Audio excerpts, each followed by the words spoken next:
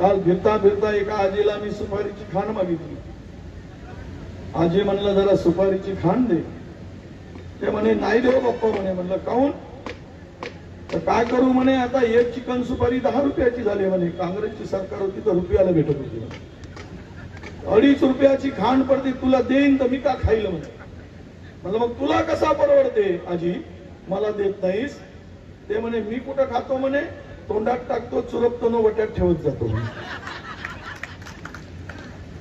म्हणजे त्या आजीला सुद्धा चिकन सुपारी महाग करून टाकली. एवढे पापी सरकार या दिवशी. आता कधी सुधारणार आपण विचार करायचा. तेल महाग, तिखट महाग, मीठ महाग, गॅस महाग, धान्य महाग आणि सगळ्यावर जीएसटी. जीवनावश्यक वस्तूवर जीएसटी लावली.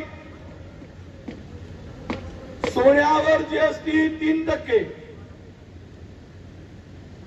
हिऱ्यावर जीएसटी 2%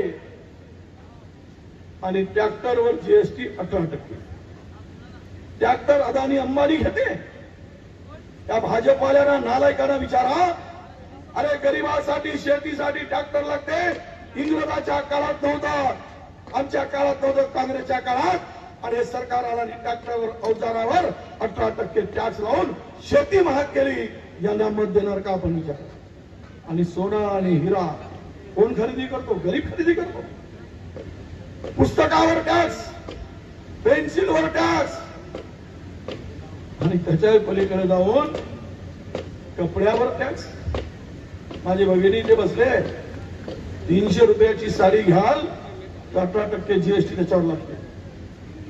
54 रुपये मोदी सरकारच्या मळ्यावर टाकायला लागतात. गरिबाची लूट आहे.